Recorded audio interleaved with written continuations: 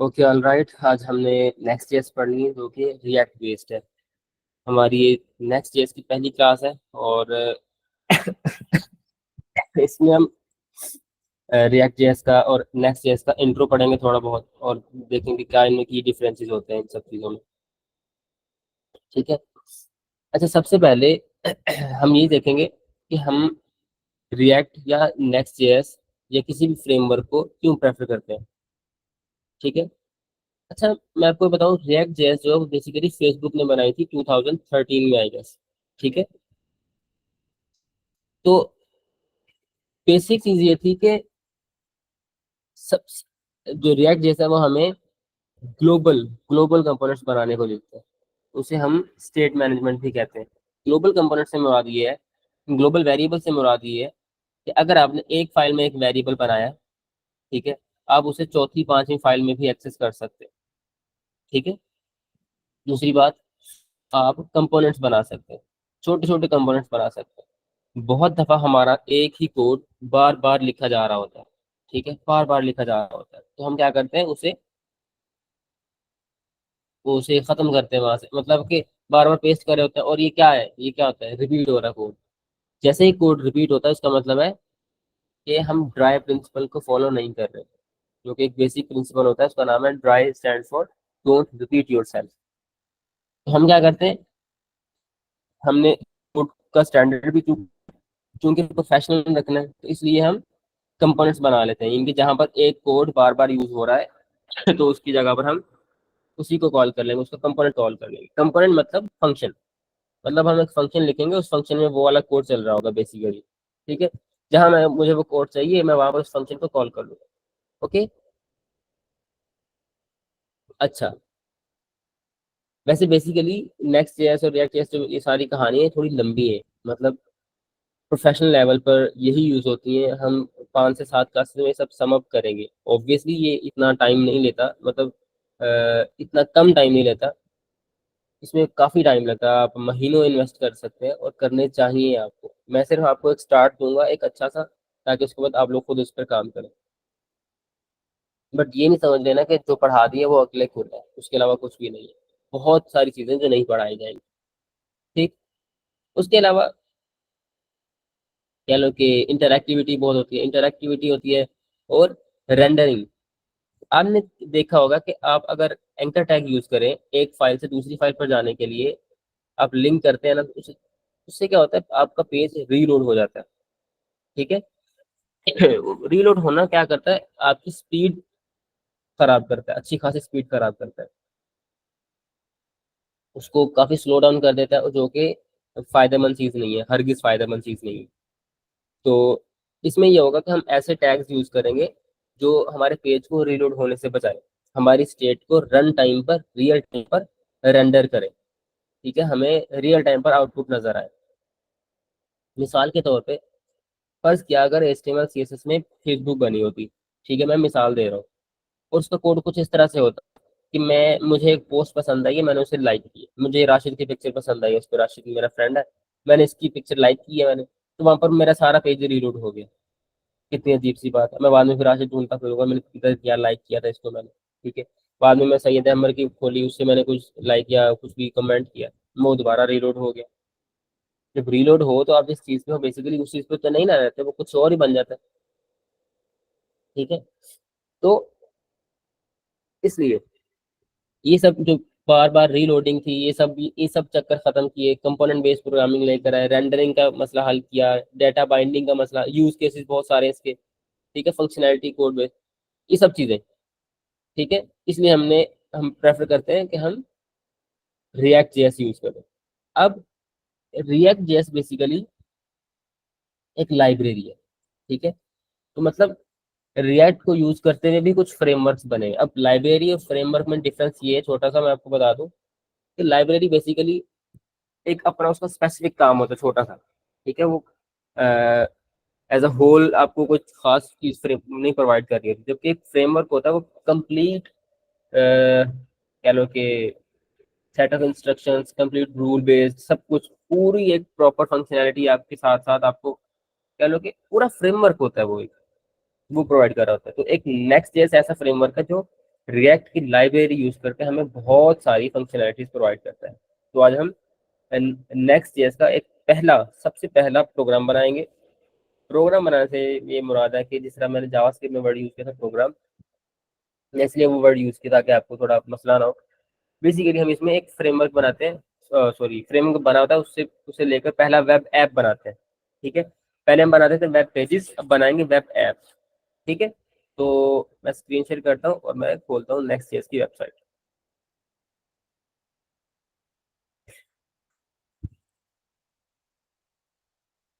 I hope my screen is visible.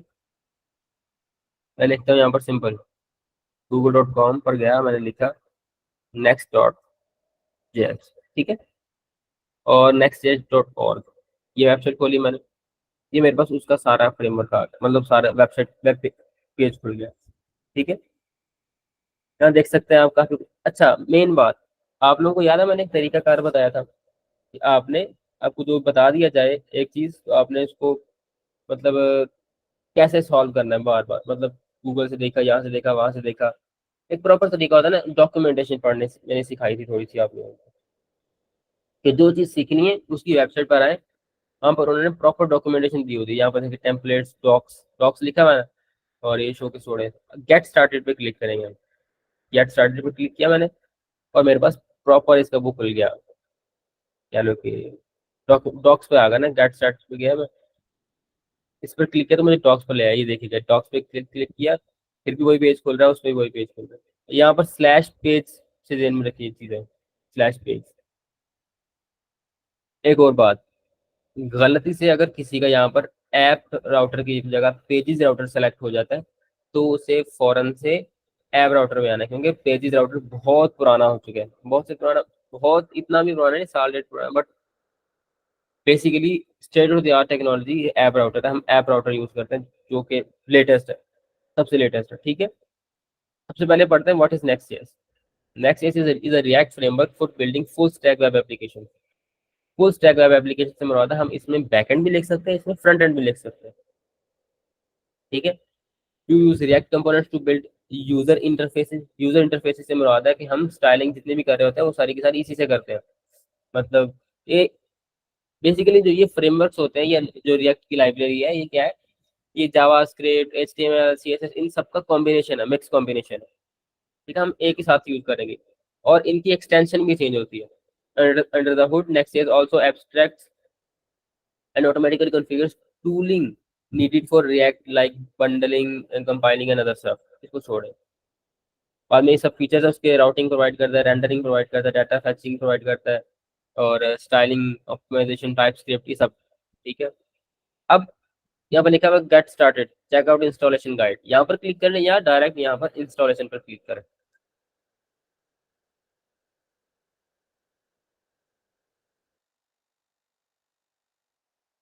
ठीक है, requirements है लोड जैसे इंस्टॉल होना चाहिए। तो यार चल रहा है, कोई भी हमारे पास एक ऑपरेटिंग सिस्टम होना चाहिए सिंपल, जो हमारे पास है लैपटॉप है यूजर। ठीक है, और हमने पहली कमांड ये रन करनी है ऑटोमेटिक इंस्टॉलेशन, ये जबकि हम इसे मैनुअल इंस्टॉलेशन भी कर सकते हैं। मैनुअल इंस्टॉलेशन इंस्टॉलेशन बहुत लंबी होती है, मैं बताता हूँ आपको। Manually install next dot JS, यहाँ पर देखिएगा आप,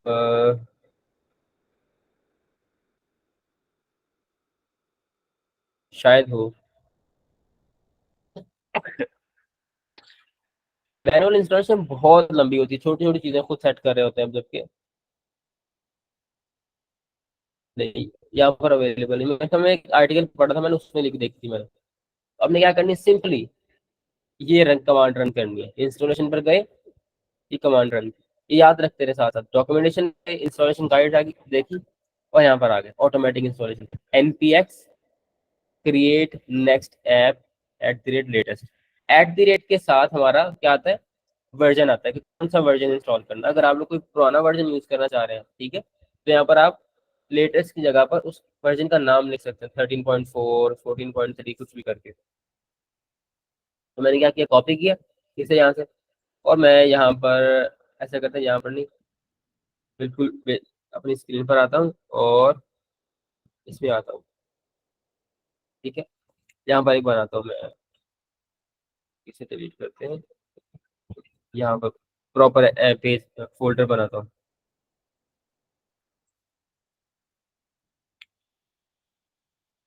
ये लिखा हुआ है, यहाँ क्लिक किया।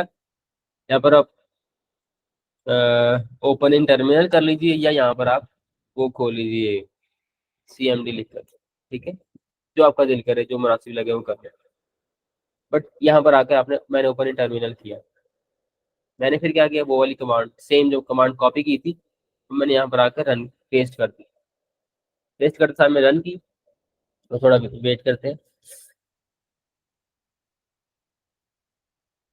देखिए, उसने कहा कि मेरे पास लेटेस्ट वर्जन ये वाला है 14.2.4। क्या ओके, ओके टू प्रोसीड जाने दो, आप बाय लिखें या वैसे एंटर कर दें। एंटर किया, यस, ओके। सो मतलब, what is your project name? Project name क्या रखना है? मैं प्रोजेक्ट नेम रखता हूँ, ये लिखा मैंने। ठीक है, अच्छा, प्रोजेक्ट नेम रखने की के बारे में ये ध्यान में रख लें कि आप कोई कैपिटल वर्ड नहीं लिख सकते और स्पेस ऐड नहीं कर सकते। ठीक है, इनके अगर मैं यहाँ पर यू मान लिखता हूँ तो ये गलत होगा, या मैं कुछ सी कैपिटल करता हूँ वो भी गलत होगा। ठीक है, ऐसे कर लेते हैं। कह रहे would you like to use TypeScript? मैं नो भी कर सकता हूँ, यस भी कर सकता हूँ, बट मैं यस के साथ जाऊंगा। हमने वैसे पढ़ी जावास्क्रिप्ट है, बट हम टाइपस्क्रिप्ट में काम करेंगे। टाइपस्क्रिप्ट भी बेसिकली जावास्क्रिप्ट ही है, बस यहाँ पर टाइप्स आ जाती है, तो यहाँ तक ध्यान में रखिएगा। थोड़ी थोड़ी करेंगे तो समझ आ जाएगी। आप लोगों ने भी जावास्क्रिप्ट में काम नहीं करना, टाइपस्क्रिप्ट में ही रहना नेक्स्ट ईयर के अंदर। ESLint जो भी बोलेगा आपने इसको यस कर देना है। ESLint बेसिकली रूल्स होते हैं कि इनका खास फर्क नहीं पड़ता। टेलविंड यूज करनी है, यस यूज करनी है, अब खुद से टेलविंड कॉन्फ़िगर करके देगा हमें। ठीक है, और SRC डायरेक्टरी नो। जो डिफॉल्ट चीजें यस करते रहना है। App router yes, import alias no, मतलब जैसे जैसे जो जो इंपोर्ट डिफॉल्ट चीजें आ रही हैं, जहाँ पर यस है वहाँ पर यस कर दें, जहाँ पर नो है वहाँ नो कर। अब यहाँ पे खुद से इंस्टॉल होगा, यहाँ पे हम थोड़ा वेट करेंगे वैसे। ठीक है, अब ये सब की सब चीजें, इंस्टॉलिंग डिपेंडेंसीज, ये React, React DOM, next JS, और ये टाइप स्क्रिप्ट, ये सब सब कुछ सब डाउनलोड करेगा और उसे इंस्टॉल करेगा। ठीक है,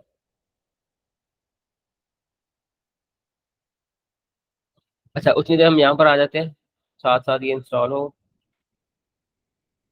ठीक है, और मैं आपको बाकी सब बताता रहता हूँ। अच्छा, रिएक्ट जेएस बेसिकली बहुत ज्यादा फास्ट है। ठीक है, फास्ट इसलिए है क्योंकि इसका एक अपना वर्चुअल डॉम होता है। यहाँ पर आप पढ़ सकते हैं, लिखा हुआ है क्या, रिएक्ट डॉम। ठीक है, रिएक्ट डॉम से मुराद ये इसका एक अपना वर्चुअल डॉम होता है। ये हमारे हमारे ही डॉम की एक कॉपी क्रिएट कर लेता है, फिर देखते हैं कि उसमें क्या चेंजेस हुए हैं। जो चेंज होता है, फिर स्पेसिफिकली उसी चेंज को जाकर अपडेट करता है। अदरवाइज होता क्या है हमारा कि HTML से इसमें सारा सारा ही वो अपडेट कर देता है ना, ऐसा नहीं करता। इसमें स्पेसिफिक चीज जो अपडेट हुई है उसे ही अपडेट करता है, अदरवाइज नहीं करता। ठीक है,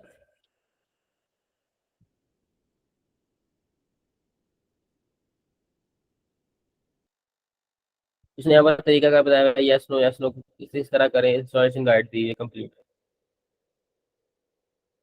installation latest, latest library install करें, ये पैकेज बनाए, उसके बाद ये फोल्डर बनाए, ये करें, सब कुछ दिया हुआ है।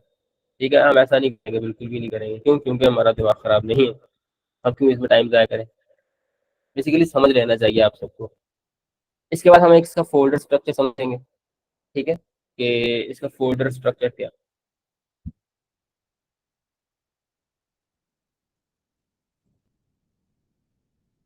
हाँ, ये सक्सेस मिल चुकी है हमें यहाँ पर।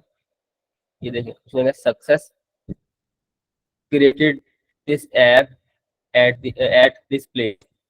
ठीक है, पहली पेज पे यहाँ पर मैं दोबारा वहां पर आता हूँ। ये था फोल्डर, इसके अंदर ये देखिए, ये ऐप बन चुका है। ये सारा का सारा उसका फोल्डर स्ट्रक्चर आ चुके, सारी सारी कमांड्स, कोड कोड आ चुका, नोट कमांड्स। अब इसको करूंगा open with code.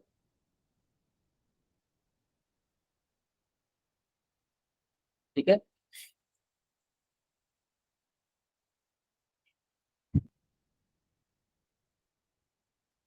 All right, हो रही है।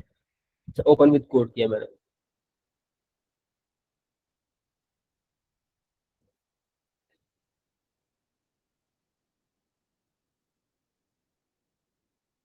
अच्छा, यहाँ पर ये सारा इसका फोल्डर स्ट्रक्चर है। अच्छा, इस सब को समझे बगैर मैं सबसे पहले क्या करता हूँ, मैं टर्मिनल ऑन करता हूँ। टर्मिनल, न्यू टर्मिनल, तो हम यहाँ पर करते हैं। अब उसने कहा था इसको रन करने के लिए, उसने हमें खुद कमांड दी थी, रन करने के लिए मुझे क्या क्या लिखना है, इंस्टॉलेशन है। रन करने के लिए run the development server npm run dev, ये वाली कमांड रन करनी है। मैंने कमांड कॉपी की। अब ये सारी चीजें सेम में रखते रखते जाए, ये चीजें अब पुरानी नहीं है अब, ठीक है। तो मैं यहाँ पर आकर वही कमांड पेस्ट कर दूंगा। पेस्ट की मैंने, और मैंने एंटर कर दिया। एंटर किया मैंने, और वो बिल्ड कर रहा सब कुछ, ठीक है। बेसिकली मैं इसे स्टॉप कर दूँ, और मैं अपना पुराना कोड जो उधर चल रहा है उसे स्टॉप कर देता हूँ, ये इस वजह से। अच्छा हाँ, इधर आ जाए दोबारा से, npm रन dev, ये लिखा मैंने। और ये देखिए, उसने कहा देखें, ये प्रोजेक्ट रन हो चुका है, यहाँ पर आके इस यूआरएल पर आकर लोकली, ठीक है। लोकल होस्ट 3000, पहले पहले हमारा वो कहाँ पर होता था, तो जो लाइव सर्वर वाला था वो 5500 पर कहीं रन होता था। इसने 300 पोर्ट रखी हुई है। तो मैं यहाँ पे ये कॉपी की, यहाँ पर क्लिक किया, कंट्रोल क्लिक, तो हमें खुद उठा कर ले जाएगा वहाँ पर। ये ले गया। थोड़ा वेट करते हैं, लोड हो रहा है ये।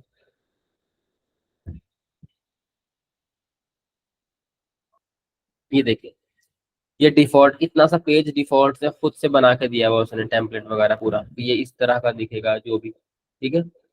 डॉक्यूमेंटेशन ये सब कुछ, ये नेक्स्ट.जेएस का डिफॉल्ट है, मतलब ये कोड खुद ब खुद लिखा हुआ है।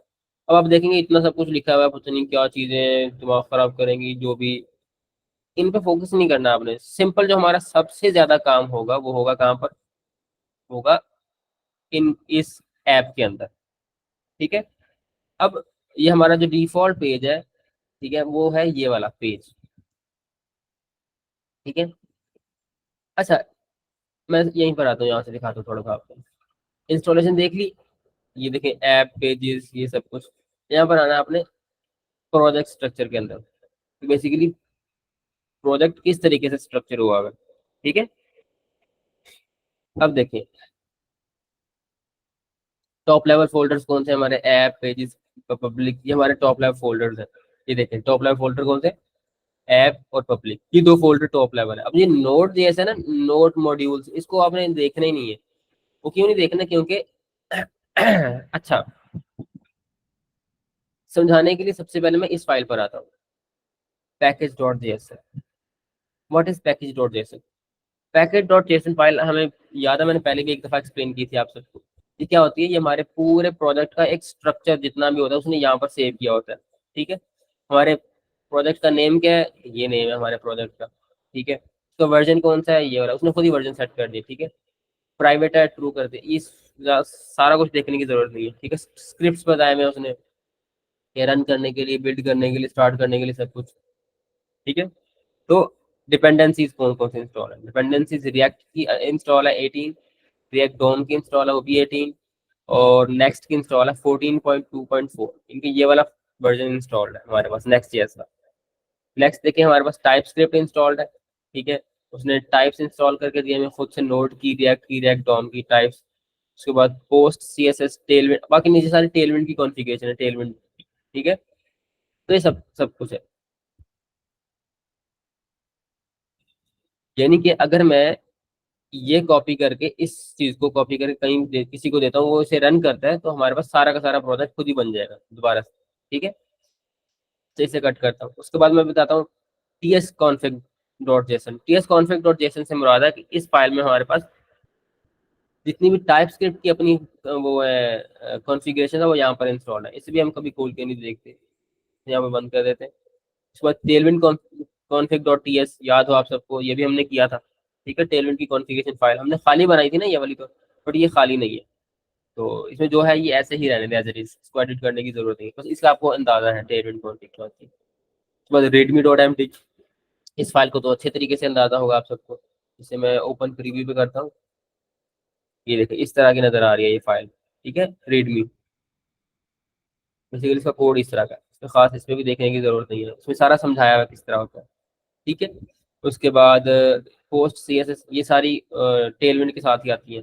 पैकेज डॉट पैकेज JSON के साथ आता है। उसके बाद है नेक्स्ट कॉन्फ़िग। अभी नेक्स्ट जेएस की कॉन्फ़िगरेशन थोड़ी सी है, मतलब कुछ एक्स्ट्रा चीजें होती है ना, वो इसके अंदर है। बट हमने कोई एक्स्ट्रा चीज रखी नहीं है, इसलिए ये खाली है। उसके बाद गेट इग्नोर से मुराद ये है कि हम जब गेट इंस्टॉल करते हैं, गेट कोई भी कह लो कि रेपो इनिशियलाइज करते हैं, जब हम उसे पुश करते हैं जितना भी कोड होता है सारा का सारा पुश हो जाता है। तो हम चाह रहे थे कुछ चीजें हम पुश नहीं करते, जिस तरह जो चीजें बहुत बड़ी होती हैं, जिस तरह नोड मॉड्यूल्स का फोल्डर बहुत बड़ा होता है, ठीक है, क्योंकि लाइब्रेरीज इंस्टॉल्ड एंड डायरेक्टली, तो हम इसे शेयर नहीं करते। क्यों शेयर नहीं करते? क्योंकि हम जब पैकेज डॉट जेसन की फाइल शेयर करते हैं, इसे इंस्टॉल करते हैं, तो ये खुद ब खुद आ जाते हैं, तो इसे शेयर नहीं करते। अब इसके अंदर जिस फोल्डर का जिस फाइल का नाम लिखा होगा वो वाली फाइल पुश नहीं होगी। ठीक है, ये बात याद रखनी है आपने, वो वाली फाइल पुश नहीं होगी। जो इसमें फोल्डर के नाम लिखे हुए हैं, जो जो भी लिखा हुआ है, ये चीजें पुश नहीं होगी हमारी। ठीक है, तो गेट इग्नोर का ये मतलब होता है कि ये फाइल्स इग्नोर होगी। सी फॉर इग्नोरिंग फाइल्स। अब यहाँ पर आके आप देख सकते हैं थोड़ी सी और इसके बारे में। अब ESLint RC.json, इससे मुराद है कि थोड़े रूल्स हैं कि कोड लिखने का क्या रूल है हमारा, मुराद के स्पेस कहाँ पर देनी, कहाँ कॉमा लगाना का, इससे मतलब ये थोड़ा सा बेसिक स्ट्रक्चर सा रूल है, इससे इतना ज्यादा वो करने की जरूरत नहीं है, ज्यादा खोलती नहीं, मैं शायद 10 दफा ही खोली है ये फाइल। अब पब्लिक फोल्डर है, मेन चीजें रखने वाली एक ये फोल्डर है और एक ये फोल्डर है पब्लिक फोल्डर। कुछ फोल्डर हम खुद बनाएंगे, वो बात की बात है। आज हम सिर्फ ये समझेंगे क्या चल कैसे रहे। पब्लिक फोल्डर के अंदर हमारे पास एसेट्स होते हैं। एसेट्स से मुराद पिक्चर्स हैं, कह लो कि इमेजेस हो सकती हैं, हमारी हमारे लोगोज की जो SVGs होती हैं वो हो सकते हैं, कुछ भी हो सकता है, यानी कि जो हम पब्लिकली एक्सेस कर रहे हैं एसेट, इन शॉर्ट एसेट हमारा इसके अंदर पब्लिक के अंदर होगा। ठीक है, और नोड मॉड्यूल्स के अंदर जैसे आपको बताया कि सारी की सारी लाइब्रेरीज, मतलब कौन सी लाइब्रेरीज है ये, उससे इसके अंदर जिन लाइब्रेरीज का जिक्र है, टाइप स्क्रिप्ट, ये सब कुछ इसको इसके अंदर पड़ा हुआ है, इसके अंदर इंस्टॉल करके रखा हुआ है। ठीक है, आप यहाँ पर सर्च कर सकते हैं इनके नाम वगैरह सब कुछ। ठीक है, मैं यहाँ पर एक का सर्च करता हूँ, टाइप स्क्रिप्ट लिखता हूँ मैं। ठीक है, ये मेरे पास साथ देखेंगे type script link package dot log के अंदर सारी की सारी फाइल आई हुई। ठीक है, तो मैं इतना नहीं जाऊंगा यहाँ पर। तो यहाँ पर सारे के सारे मॉड्यूल जितने भी हैं उनकी फाइल्स पड़ी हुई है, तो इनसे हमारा कोई सरोकार नहीं, ये उन्हीं की मेन कंपोनेंट, ये वाला मेन फोल्डर, ये वाला ऐप फोल्डर। ठीक है, अब आप सब सोच रहे होंगे कि सर ये जो इतनी सारी स्टाइलिंग हुई हुई है, इतना सारा कुछ लिखा हुआ है, ये इसका कोड कहाँ पर है, ये वाली इंडेक्स डॉट HTML की फाइल किधर पड़ी हुई है? वो ये वाली फाइल है, ये वाली। ठीक है, page.tsx। अब यहाँ पर अब यहाँ पर एक चीज याद रखनी है आपने, इसका कोड थोड़ा सा डिफरेंट हुआ करेगा हमारा। ठीक है, थोड़ा सा बस, बाकी सारी वही। देखिए मेन डिव है, ये डिव है, पैराग्राफ टैग लगा हुआ है, कोड टैग लगा हुआ है, डिव टैग लगा हुआ है, सर सारा कुछ यही है। तो ये जितनी भी स्टाइलिंग हुई हुई है सारी की सारी, इसने देखे कहा है ना, ऐप ऐप/page.tsx। TSX से मुराद है हमारा ऐसी एक्सटेंशन, इस एक्सटेंशन के अंदर हम टाइप स्क्रिप्ट के जरिए से HTML मतलब कर रहे होते हैं। कहने से मुराद है कि ये एक अलग किस्म का कोड होता है, इसके अंदर हम टाइप स्क्रिप्ट, HTML CSS इन सबको मिक्स करके एक फाइल बन जाती है हमारी। ओके, बस इतना आप सब ध्यान में रखें। अब ये वाली जो भी स्टाइलिंग पड़ी हुई है हमारी, ये सब इसके अंदर पड़ी हुई थी, ऐप के अंदर जो पहला page.tsx बना हुआ था इसके अंदर पड़ी हुई थी। तो मैंने क्या किया कि मुझे सब नहीं चाहिए ना, क्योंकि इतना सब मैं क्या करूंगा, मुझे इतना समझने की जरूरत ही नहीं है, मैं सब कुछ पकड़ा यहाँ से आकर डिलीट कर दिया। ठीक है, मेन मेन था ना, डिलीट कर दिया मैंने। ठीक, अब मैं इसके अंदर लिख देता हूँ नोट दिस।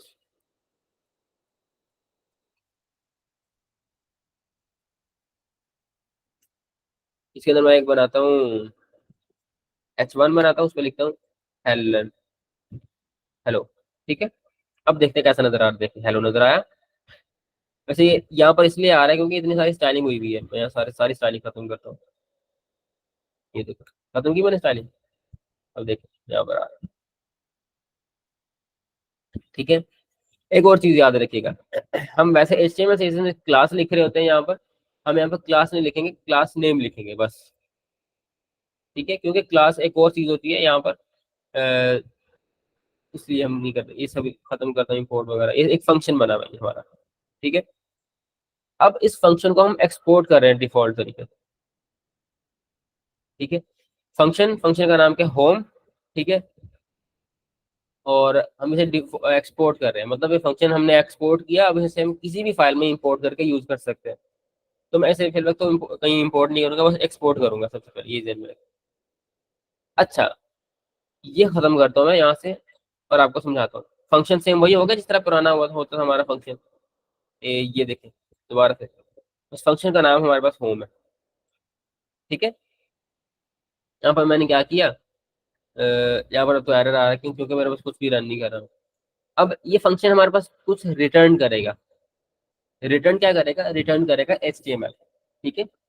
और वही HTML हमें शो हो रही होगी, ओके। एक बात ध्यान में रखिए, मैंने रिटर्न की पहले बात की आपसे कि फंक्शन क्या रिटर्न करेगा, रिटर्न लिखा मैंने, ठीक है। और फंक्शन के अंदर, रिटर्न के अंदर वो टैग्स दे दिया मैंने, ये रिटर्न किया, रिटर्न के अंदर दोबारा मेन का फंक्शन लगा दिया, ठीक है। एक बात ध्यान में रखनी है, एक फंक्शन हमेशा एक ही चीज रिटर्न कर सकता है, कभी एक से ज्यादा चीजें रिटर्न नहीं कर सकता, ठीक है। ये बात ध्यान में रखनी है, ऐसा नहीं हो सकता कि आप दो टैग्स लगा दें, चीजें फिल वक्त मुश्किल है, मैं समझता हूँ, बट इसे थोड़ा सा समझने की कोशिश करनी है आपने। टाइम ले, कोई नहीं, ईद के दिन है, छुट्टियां, इस पर इन्वेस्ट करें ना, बाकी चीजों पर क्यों इन्वेस्ट करें, इस पर इन्वेस्ट करें। अच्छा, सिंपल, वही दोबारा से हमारा एरर खत्म हुआ। अच्छा, वो इसलिए फंक्शन बन गया हमारा, फंक्शन का नाम है होम। इसमें ये हुआ करेगा अब, क्योंकि इसमें एरर आया तो हमारा प्रोग्राम बंद, हमारा वेब ऐप क्रैश कर जाया करेगा। फंक्शन होम बना लिया मैंने, ठीक है। अब मैं क्या करूँगा, इसे एक्सपोर्ट भी तो करूंगा ना मैं, एक्सपोर्ट किया डिफॉल्ट, एक्सपोर्ट डिफॉल्ट किया फंक्शन को, ताकि मैं उसे कहीं यूज कर सकूं, ठीक है। ये मेरा होम फंक्शन है, मतलब सबसे मेन है ये वाला। क्या करता हूँ मैं, ऐसे कर लेता हूँ, बेहतरीन हो जाएगा, ठीक है। इसमें लिखा हुआ हेलो हो रहा है। अब इसमें स्टाइलिंग करनी है, मैं यहाँ पर कर लूंगा, ठीक है। इस पे स्टाइलिंग करनी है, यहाँ पर कर लूंगा, क्लास नेम, पहले हम क्लास लिखते थे, यहाँ पर लिखेंगे क्लास नेम, ठीक है। मैंने लिखा टेक्स्ट, ठीक है, 3XL कर देता हूँ मैं, ठीक है। सेव किया, टेक्स्ट बड़ा हो गया हमारा, ठीक है। और फॉन्ट बोल्ड कर दिया मैंने, एक्स्ट्रा बोल्ड कर देता हूँ मैं, फॉन्ट एक्स्ट्रा बोल्ड हो गया हमारा, ठीक है। और मैं टेक्स्ट कर देता हूँ ग्रीन, ये, ठीक है, इस तरह होगा, ओके। ये सब है, वैसे इनकी मेन स्टाइलिंग हमारे पास ये देखें, ग्लोबल डॉट CSS के अंदर भी पड़ी हुई है, ठीक है, आपको याद होगा। वैसे मैं क्या करूँ, ये सब सारी स्टाइलिंग भी खत्म कर दूंगा, क्योंकि मुझे स्टाइलिंग भी नहीं चाहिए ये वाली। अब देखिए, अब होगा ना हमारा सेम, ये चीज, तीन चीजें रहने देनी है आपने, ये जो बेस कंपोनेंट यूटिलिटीज लिखा होगा ना, इसे रहने देना है बस, बाकी सब खत्म कर देना है। देखा, अब अब स्टाइलिंग में थोड़ी, पहले आप देख रहे हो कि बैकग्राउंड ब्लैक कहाँ से आ रही है, ये बैकग्राउंड ब्लैक कहाँ से आ रही है, वो सिर्फ उसी का थीम था अपना ही। मैंने क्या किया, मैंने कलर ग्रीन कर दिया। ये बाकी सारी CSS ही है ना, HTML CSS जो भी लिखेंगे यहाँ पर लिखते रहेंगे हम। और यहाँ पर मैं लगा देता हूँ फ्लैक्स, लिखा फ्लैक्स कर दिया, जस्टिफाई सेंटर कर दिया, आइटम सेंटर कर दिया, देखो वो सेंटर में आ गया, ठीक है। हाइट डिफाइन कर दी स्क्रीन की, वो सेंटर में आ गया, बस बात हो रही है, सारी स्टाइलिंग आई। ये जहन में रखना फंक्शन। अच्छा, ये ऐप की फाइल थी यहाँ से, बाकी सब छोड़ के आपने इस पर फोकस करना है, ऐप और लेआउट पर। ये दो फाइल्स बहुत, बल्कि ये सारा फोल्डर ही बहुत इंपॉर्टेंट है। अब लेआउट का फोल्डर है, आप ये सोच रहे होंगे कि कि हम इस फंक्शन को एक्सपोर्ट कर रहे हैं, ठीक है। फंक्शन हमारा है, हमने होम का न्यू कर लेगा, ठीक है। फंक्शन बनाया हमने होम का, होम के फंक्शन को एक्सपोर्ट कर रहे हैं, फिर इसे हम इंपोर्ट कहाँ पर कर रहे हैं, बेसिकली जो ये वाला लेआउट फाइल है ना, लेआउट फाइल, ये देखें, इसमें हम हर चीज इंपोर्ट कर रहे हैं, चिल्ड्रन, चिल्ड्रन से मैं इस फाइल को समझिए, थोड़ा सा समझने बस। वो ये कि सिंपल फॉन्ट इंपोर्ट किया हुआ है, कौन सा फॉन्ट लगाना है, यहाँ पर मेटा डाटा थोड़ा सा इंपोर्ट किया जाता है, जो ऊपर होता था हमारे पास पहले ये वाला मेटा डाटा, इसे इंपोर्ट किया हुआ है। ये भी फॉन्ट का नाम ही है, ये सब वही है। ये थोड़ी टाइप्स लगी हुई, इस वजह से आपको डिफरेंट लग रहा होगा। ऐसा करते हैं, मैं ना ये रूट लेआउट है ना, इसे खत्म कर देता हूँ यहाँ से। अब देखिए फंक्शन बन गया ये वाला। चिल्ड्रन मैंने नहीं, चिल्ड्रन खत्म कर दिए यहाँ पर, चिल्ड्रन रहने दी, ठीक है।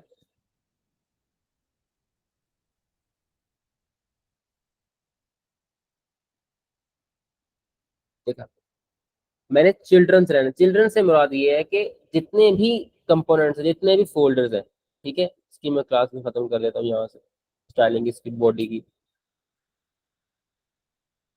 ये रहने देते हैं। ऊपर वाली सारी चीज छोड़ के आप लोगों ने ये देखना है कि मेरे पास क्या चीज पड़ी हुई है।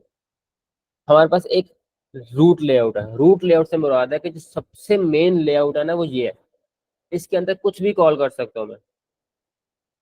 अ, मेरे ख्याल से ये इस फाइल को मैं बाद में समझाऊंगा, इसे फिलहाल रहने दें आप, बस ये ध्यान में रखें कि ये सबसे मेन फाइल यही है। बाकी ये है, ये इस पे आ जाता है होम के ऊपर, कि इतनी समझ आई आपको कि ये कैसे बना। इसके अंदर तकरीबन हम थोड़ा सा काम करेंगे, आपने इस फाइल को एक्सप्लोर करना, जाके जितने भी फाइल्स काम करने हैं इसी फाइल के अंदर करना है आपको, ठीक है। बाद में हम थोड़ी सी और चीजें पढ़ेंगे, थोड़ी मजीद चीजें। तो यहाँ पर फिल वक्त मैं इसे बंद कर देता हूँ, ठीक है। और आप लोगों को क्वेश्चन सील करता हूँ, जो कि बहुत ज्यादा क्वेश्चन होने चाहिए। जी बताएं।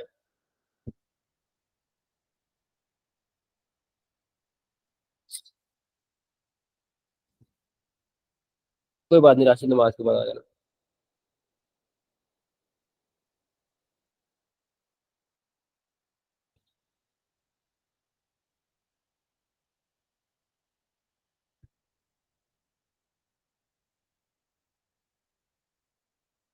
अच्छा, ऐसा कौन सा पर्सन है जिसको थोड़ी बहुत समझ आई है, हैंड रेस करे।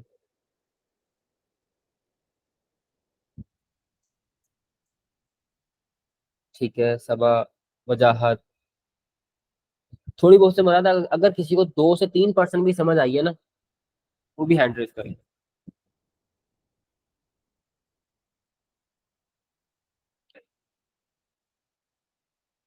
अच्छा, आप में से ऐसे कौन से स्टूडेंट्स हैं जो अभी जाकर कम से कम इसे बना लेंगे, कि मैं ये कमांड्स रन करूँ ताकि एक ऐप बने, उसे उस ऐप को रन कर सकूँ। कौन है?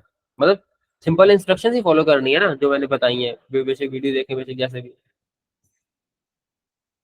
ओके, लईक, साद, नबीशा, सैयद अहमद, वजाहत, नूरुल्लाह, बस। मतलब सिंपल कमांड्स, वही एक ही तो कमांड है, npx create react create next app at the rate latest लिखा मैंने, और बाद में उससे उसका नाम दिया बस, और बाद में रन कर लिया उसे, npm रन टाइम पर।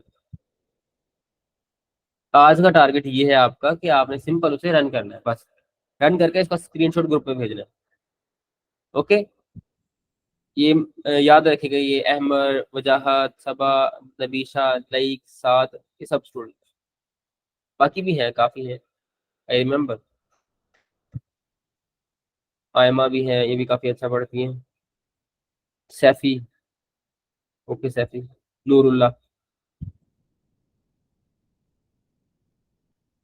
श्योर, लाजमी गाइड करना उसे आप, ठीक है। जी नबीशा, आपने हैंड रेस किया हुआ है, आपका कोई क्वेश्चन है अभी तक?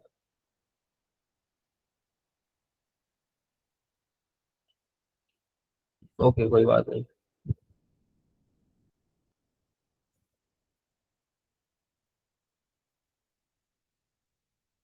अच्छा, बेसिकली पढ़ाना मैंने आज सिर्फ यही था, मैंने सिर्फ आपको इस फोल्डर स्ट्रक्चर थोड़ा सा बताना था। बाकी ये इतना मुश्किल नहीं है जितना आप हम सोच रहे होगे कि सौरभ और इसमें इतने बड़े बड़े कंपनीज काम करती हैं, पता नहीं क्या होगा। कुछ भी नहीं होगा, सब हलवा है, ठीक है। स्टार्टिंग में मुझे भी लगा था पता नहीं क्या चीज है, पता नहीं कैसे होगा, ये हो जाता है, सब हो जाता है। ओके, तो मैं